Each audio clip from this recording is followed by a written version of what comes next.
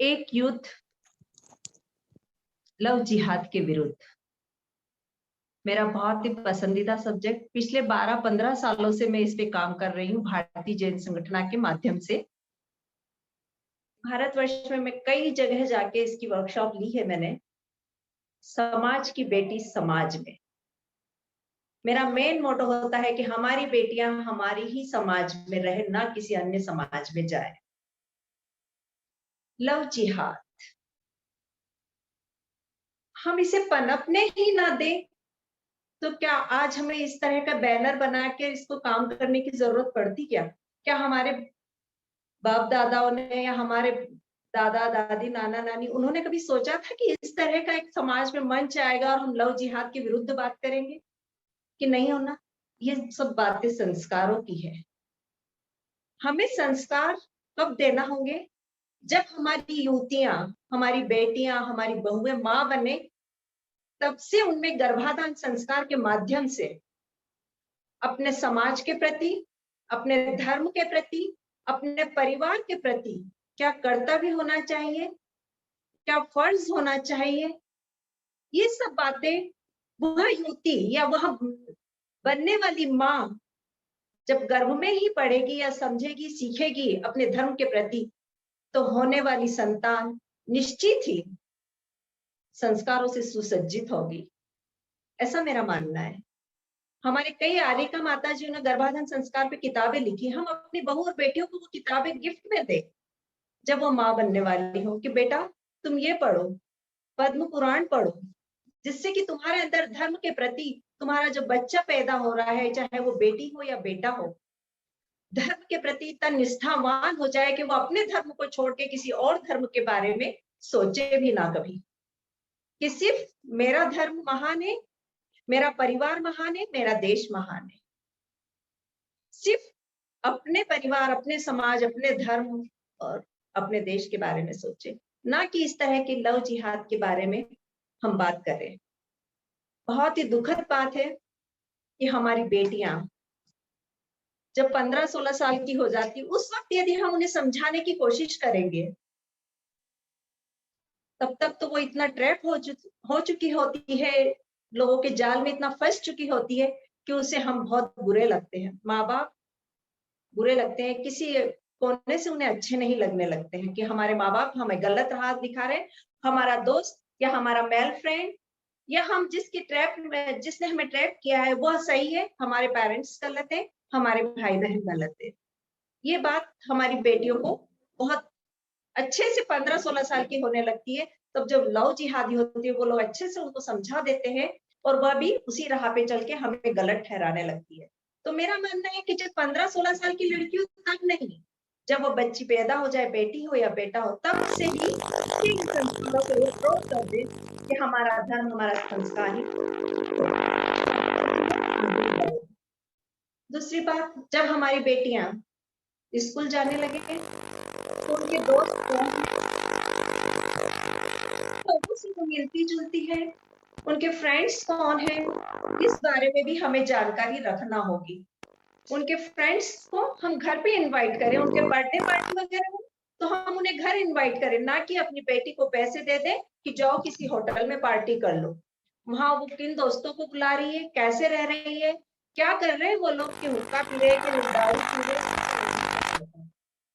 तो अपने बच्चों की बर्थडे पार्टीज वगैरह या कुछ भी सेलिब्रेशन करना हो तो अपने घर में करें, ताकि आपको पता हो कि वह किन लोगों से मिल रही है, उनके दोस्त कैसे हैं।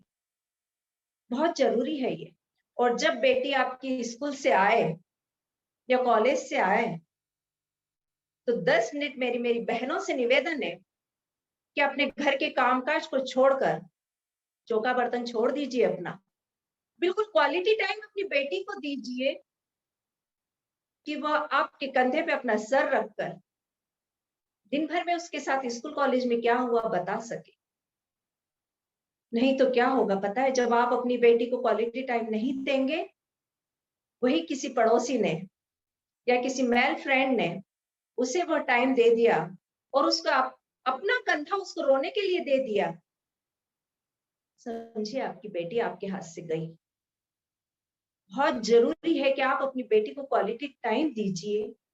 जब वो आए, बहुत अच्छे से प्यार से उससे बात कीजिए, बेटा आज दिन भर क्या रहा स्कूल में, क्या रहा तुम्हारे कॉलेज में, कैसा रहा आज का दिन। वेट कीजिए उसका दरवाजे पे खड़े होके कि आपकी बेटी आने वाली है स्कूल कॉलेज से। तो आपकी बेटी को भी लगेगा कि नहीं, मुझे मेरा कॉलेज 5 बजे खत्म होता है या 3 बजे खत्म होता है, मुझे घर जाना है, मेरी माँ मेरा इंतजार कर रही है। बहुत जरूरी है ये। और यदि आप बेटी का इंतजार नहीं करेंगे, आपकी बेटी आ रही है, आपने एक मैसेज डाल दिया है, व्हाट्सएप पे मैसेज कर दिया, बेटा मैं किटी पार्टी में जा रही हूँ, तुम खाना खा लेना, क्या वो आपकी बेटी खाना खाएगी? नहीं। वो आएगी स्कूल कॉलेज से, अपना व्हाट्सएप खोला, इंस्टाग्राम फेसबुक लगाया, उसमें लगा दिया, जो आप बना के गए वो तो सब छोड़ देगी और ऑनलाइन ऑर्डर करेगी। वो ऑनलाइन डिलीवरी बॉय कौन आ रहा है आपको पता है? ये सब ट्रैप करने के तरीके होते, वो आते हैं अच्छे से, आपकी बेटी का फोन नंबर उसके पास है, धीरे धीरे बातों के सिलसिलों में उलझाते चले जाएंगे और वो डिलीवरी बॉय जो आता है वो उसी की हो लेगी। मत कीजिए ये सब आप। अपनी बेटी को यदि बचाना चाहते हैं लव जिहाद से, अपनी बेटी को यदि आप बचाना चाहते हैं लव जिहाद से, तो उसे क्वालिटी टाइम दीजिए, उसके दोस्तों से मिलिए, उन दोस्तों के परिवार वालों से भी मिलिए कि उनका फैमिली बैकग्राउंड क्या है, उनका सोशल स्टेटस क्या है, समाज में उनकी मर्यादा क्या स्थिति है,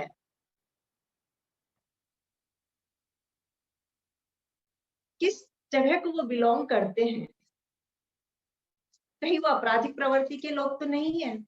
चाहे वो आपकी बेटी के मेल फ्रेंड हो या फीमेल फ्रेंड हो, अगर आपकी बेटी की फीमेल फ्रेंड भी है, वो भी घर आती है, तो उसकी भी फैमिली के बैकग्राउंड के बारे में आपको पता होना चाहिए कि वो किस फैमिली की है, उसके परिवार की आर्थिक सामाजिक स्थिति कैसी है, क्या वो उसका परिवार आपराधिक प्रवृत्ति का तो नहीं है कि जो अपनी बेटी के माध्यम से आपकी बेटी को बरगला के इस लव जिहाद में फंसा न दे।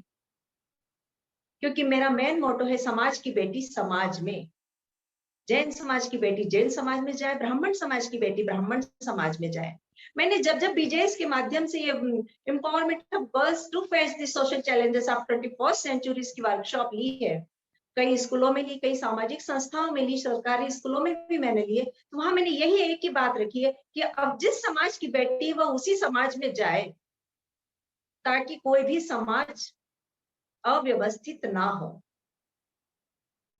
क्योंकि हर समाज की अपनी अपनी मान्यताएं होती है, अपने अपने रस्म रिवाज होते हैं, जो किसी और समाज में यदि आएंगे जाएंगे, बच्चे शादियां होगी, तो वह उस सबको हैंडल नहीं कर पाएंगे और झगड़े होंगे, अवसाद होंगे, सुसाइड होंगे।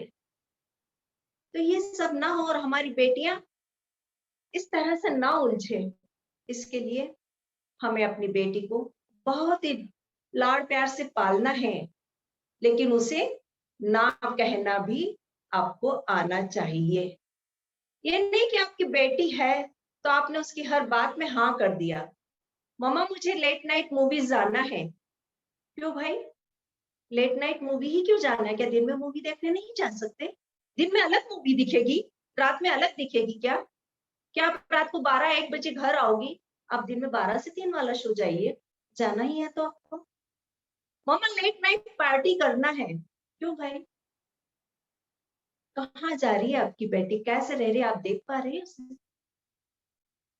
उसे समाज का डर भी नहीं है। आजकल जो चल रहा है कि बेटियां खुलेआम शराब सिगरेट हुक्का पी रही है, माँ बाप का कंट्रोल ही नहीं रहा। और फिर जब उनसे बात करते हैं, क्या करें, बच्चे मानते नहीं। भाई बच्चे मानते क्यों नहीं? बच्चे तो आप ही के हैं, पड़ोसी के तो नहीं है। हमें अपनी बेटियों को ना कहना होगा, उनकी हर बात नहीं मानना है हमें, और अपनी बेटियों को भी ना सुनने की आदत होना चाहिए। मानिए बेटियां हैं, बहुत लाड़ प्यार से पाली है। जब हमारा कीमती चीज होती है हमारा हीरा जवाहरत होते हैं तो हम उन्हें तिजोरी में रखते हैं, खुलेआम सड़कों पे नहीं छोड़ देते। फिर हम अपनी बेटियों को, जो कि इतनी अनमोल है हमारे लिए, कैसे हम खुलेआम उन्हें छोड़ देते हैं कि वो कहीं भी आए जाए, हम रोकते टोकते ही नहीं, और फिर कहते हैं कि हमारी बेटी लव जिहाद में फंस गई। कई लोग ऐसे मेरे पास काउंसलिंग के लिए आते हैं, जब वो हाथ से निकल जाती बेटियां, और हमारी समाज की ही बेटियां लिव इन में रहती है। एक केस मेरे पास ऐसा ही था, लिव इन में रह रही है, जब उसके माँ बाप उसे लेने गए तो उसने अपने माँ बाप को भी चांटे जड़ दिए। सोच सकते हैं, जेल समाज की बेटी लिव इन में रह रही है और माँ बाप उसको पता ही नहीं है, और वो लेने गए तो उसको चांटे मार दिए अपनी माँ को। फिर जब मेरे से मुलाकात करवाई उदासीन आश्रम में भैया जी वगैरह ने, तब मैंने उसके बहुत समझाया, और वो लड़की यहाँ से इंदौर से हटके अपने गांव में गई जहां से वो आई थी, और उसके पेरेंट्स लेके गए और उन्होंने उसकी शादी फिर समाज में की। तो ये हमें समझाना होगा, संस्कार देने होंगे। एक कृषक होता है, वह भी खेती करता है, तो वह अपनी जमीन कैसी है, उसमें कौन से खाद डालना है, किस किस्म का बीज डालना है, ये सब सोच के वो खेती करता है कि मेरे खेत में फसल अच्छी हो। तो फिर हम अपनी बेटियां अच्छे संस्कारों से संस्कारित हो, इसके लिए क्या हम गर्भाधान संस्कार की कार्यशालाएं नहीं आयोजित कर सकते?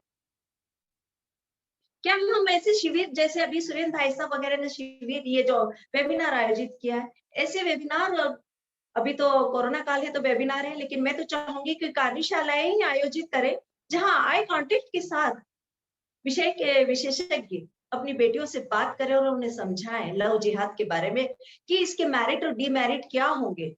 यदि आपने अन्य समाज में शादी की तो क्या लाभ है, क्या हानि है, आपको भविष्य में क्या क्या परेशानियां हो सकती है, इस बारे में खुल के हमें अपनी बेटियों से बात करना होगी। जब एक कृषक भी, मैं आपसे बात कर रही थी कि कृषक भी फसल बोता है तो बीज की क्वालिटी देखता है, जमीन की उर्वरा शक्ति देखता है, उसमें मुझे कौन सा खाद देना है, कब कब पानी देना है, फिर वो सोचता है कि मेरी फसल बहुत अच्छी हो रही। वो तो बात की बात है, अगर तकदीर ही खराब हो तो ये है कि कभी ओलावृष्टि हो जाए या अतिवृष्टि हो जाए या सूखा पड़े तो ही फसल खराब होगी, अन्यथा वो किसान अपनी फसल से खुश होता है, पाके अपनी फसल को पाकर खुश होता है। वैसे ही हम संस्कारों से ओत-प्रोत अपनी युवतियों को करेंगे माँ बनने से पहले, वो तो कभी होगा कि कोई 100 में से एक आध लड़की लव जिहाद में फंसेगी फिर। नहीं तो मेरा मानना है कि कोई भी लड़कियां इस तरह के गलत माहौल में नहीं जा पाएगी। उसके लिए माँ बाप को, समाज जनों को ही कार्य करना होगा। पहले हम तो सुधर जाएं। हमें महिलाओं को भी मैंने देखा है, कई महिलाएं किटी पार्टियों में व्यस्त हैं, नित नए फैशन के कपड़े पहनना है, घर में क्या हो रहा है उन्हें कोई मतलब ही नहीं है, बच्चे कहाँ आ जा रहे हैं कोई मतलब नहीं है। जब हम ही ये सब नहीं करेंगे तो हम बेटियों पे कैसे दोष दे सकते हैं क्या अपनी बेटियों को दोष? बच्चे आजकल बहुत स्मार्ट हो गए, यदि आप कुछ बोलेंगे तो वो आपको बोलेंगे मम्मा पहले आप भी तो देख लीजिए, आप कौन सा हमें टाइम दे रही है, क्या आपके पास हमारे लिए समय है? आपको अपने ग्रुपों की पार्टियों में, किटीज पार्टी में, या व्हाट्सएप, फेसबुक, इंस्टा पे ही लगी रहती है। कभी आप हमारे लिए प्यार से कुछ कीजिए तो सही, कभी प्यार से हमारे सर पे हाथ तो फेरिए। और ये बात सिर्फ माँ के लिए नहीं, पिता और भाई के लिए भी है, कि अपनी युवा होती बेटी को रोने के लिए अपना कंधा दीजिए, ना कि किसी और मेल फ्रेंड या और किसी पड़ोसी की अंकल के यहाँ जाके वो रोए।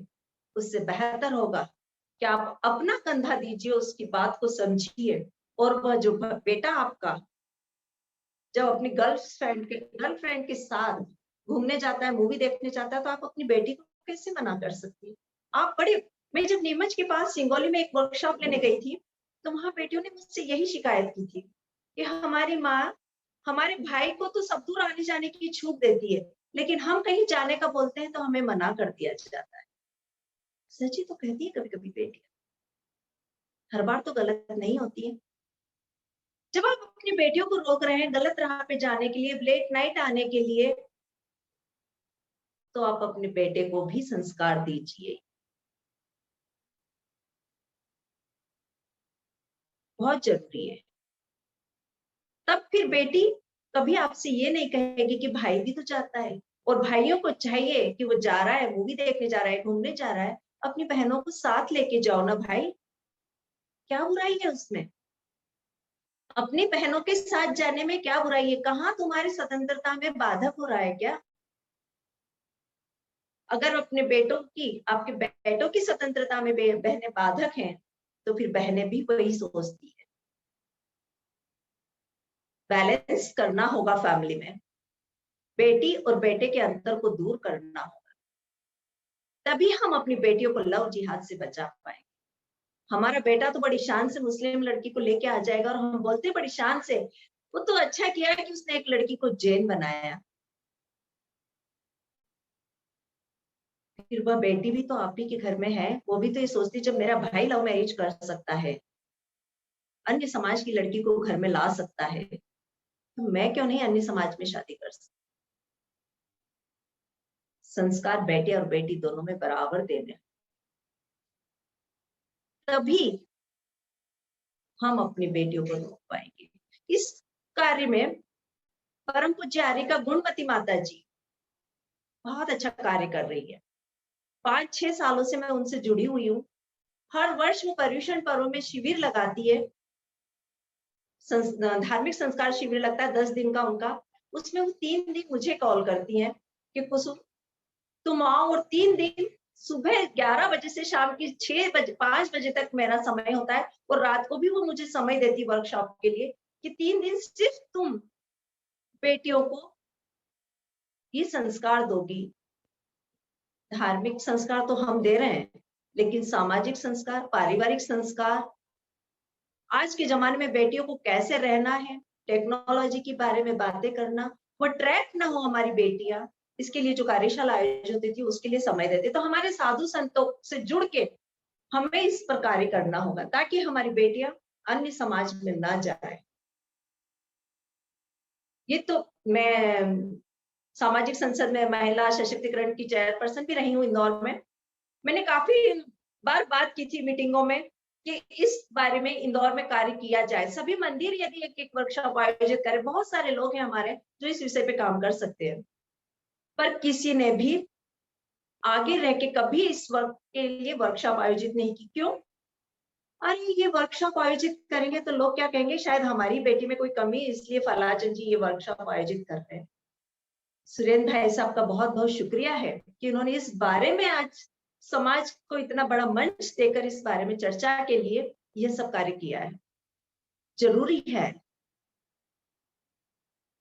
कि जब तक हम अपने विचार अपनी बेटियों तक ना पहुँचाएँगे, तब तक हमारी बेटियाँ इस लव जिहाद से ना रुक पाएगी। क्योंकि अकेले माँ-बाप होते हैं, समाज में हमारी बदनामी ना हो। कई बार ये सब बात भी सोच के वो काउंसलिंग के लिए भी नहीं आते हैं। ठीक है ना सुरेंद्र भाई साहब? कई लोग नहीं आते काउंसलिंग के लिए कि नहीं, अगर अपन काउंसलिंग के लिए जाएँगे तो हमारी बेटी की बदनामी होगी। लेकिन एक बात याद रखिए समाजजनों, आप जब भी किसी के पास काउंसलिंग के लिए जाएँगे तो जो काउंसलर होता है, बात ज़रूर करेगा कि ऐसा हुआ, ऐसा हुआ। ना तो आपका नाम बताता है कभी, ना आपकी बेटी का नाम बताता है समाज में। मैंने जब भी काउंसलिंग किया था, जब आदरणीय प्रदीप जी कासलीवाल साहब ने कई बार मुझसे पूछा, कौन थे, क्या थे? मैंने कहा आप सिर्फ़ ये जानिए कि ये एक परिवार था, ऐसा आए मेरे पास, ये बात हुई, और मैं उनका नाम आपको नहीं बताऊँगी। नहीं बताते थे हम लोग। कोई भी काउंसलर नहीं बताएगा। तो आप लोग निश्चिंत रहिए कि आपकी बेटी अगर हो जाती है ट्रैप, तो आप काउंसलर के पास जाइए। समाज में बहुत ऐसे लोग जो निस्वार्थ भाव से सेवा करते हैं, उनसे मिलिए और अपनी बेटी को गुमराह होने से बचाइए। बहुत ज़रूरी है ये सब चीज़ें। और जैसे कुम्हार होता है ना, जब वो बर्तन बनाता है तो उसके पहले मिट्टी की क्वालिटी भी देखता है। मिट्टी चुनता है कि उसे मटका बनाना है या पॉट बनाना है, या ऐसे ही कोई ढेला बना के रख देना है। वो उसी हिसाब से मिट्टी चुन के और उसका निर्माण करता है। अगर मटका बनाना होता है तो उतनी उम्दा मिट्टी चुनेगा कि पानी ठंडा रहे, क्वालिटी हो उसकी। तो मेरी बहनों और मेरे भाई, यदि हमें अपनी बेटियों को संस्कारों से ओतप्रोत करना है तो शुरुआत शुरू से करना होगी, गर्भ से। जब बच्चियां छोटी हो तब उन्हें संस्कार दीजिए, और इतने अच्छे से उनमें धार्मिक संस्कार और परिवार के संस्कार भर दीजिए कि जब वो 12, 13, 14 साल की हो जाए तो किसी के बहकावे में ना आए। उनके पारिवारिक मूल्य क्या है ये बातें उन्हें ठूस ठूस के भर दीजिए उनके अंदर, कि हमारे परिवार का मूल्य क्या है, आपकी अहमियत क्या है परिवार में, आप कितनी कीमती हो अपने परिवार के लिए, आपको हम कितना प्यार करते हैं, कि आपका एक आंसू भी हमें बर्दाश्त नहीं होगा। तो आप यदि ट्रैप हुई तो आपको जो दुख होगा वो हमें अच्छा नहीं लगेगा। तो ये सब बातें हम बचपन से उनमें भर दे। लव जिहाद के विरुद्ध, कि आपकी शादी हम अपनी पसंद से करेंगे, आपकी पसंद से करेंगे, लेकिन कब? जबकि वह जो व्यक्ति है वो समाज का हो, समाज में उसकी प्रतिष्ठा क्या है, सोशल स्टेटस क्या है, उसकी आर्थिक स्थिति क्या है, ये सब बातें उनको शुरू से ही हमें बताना होगी। ये नहीं किसी की लड़की भाग जाती है तो माँ बाप क्या करते हैं, उसके सामने बात नहीं करेंगे। जबकि मैं कहती हूँ कि आपको उस बेटी के साथ, अपनी युवा होती बेटी के साथ बात कीजिए कि उस लड़की ने जो भाग के शादी की है तो उसके मैरिट और डीमेरिट क्या है, उसे कितनी हानियां होगी, बताइए उसे कि उसका परिवार टूट जाएगा, उसे समाज में प्रतिष्ठा नहीं मिलेगी, सबकी निगाहों से गिर जाएगी, तुम ना इस समाज की रहोगे ना उस समाज की रहोगी। मेरी एक फ्रेंड है जिसने, जो ठाकुर थी और जैन से शादी की है ना, ठाकुर होके जैन से किए, वो आज उसकी बेटियां भी 25-26 साल की हो गई हैं, लेकिन वो कहती है कि आज तक ना मैं जैन रही ना ठाकुर रही। जब मैं ठाकुरों के यहाँ जाती हूँ अपने परिवार में तो बोलते रहते तू तो जैन हो गई, तू क्या ठाकुरों की बात जानेगी। और जब मैं जैनियों के मंदिर में जाती हूँ तो मुझे कहा जाता है कि तू तो ठाकुर है, तेरे को जैनियों के रस्म रिवाज क्या समझ में आएंगे। तब मैं अपनी फ्रेंड से पूछती थी कि तू अपनी बेटियों की शादी किसमें करोगी, तो बोले अब मैं जैन हो चुकी हूँ तो मैं मेरी बेटियों की शादी जैन में ही करूंगी, लेकिन मैं ये जरूर कहूंगी कि समाज की बेटी सिर्फ समाज में होना चाहिए। जो जिस समाज की बेटी है उसी समाज में रहेगी, तभी यह लव जिहाद रुक पाएगा। और अपनी बेटियों को लव जिहाद से रोकना है तो हमें शुरू से, बचपन से, गर्भ से ये संस्कार देने होंगे। इतना ही कहूंगी मैं आज, क्योंकि और भी वक्ता है। फिर कभी और मुलाकात होगी आपसे। जय जिनेंद्र। एक युद्ध लव जिहाद के विरुद्ध। जय जिनेंद्र, बहुत अच्छी आपने बातें बताई और सबसे अच्छी बातों को जो मैंने ध्यान दिया है, एक तो सहेलियां आपकी बच्चियों की कौन-कौन घर में आ रही हैं, इन चीजों पे आप ध्यान रखें तो आप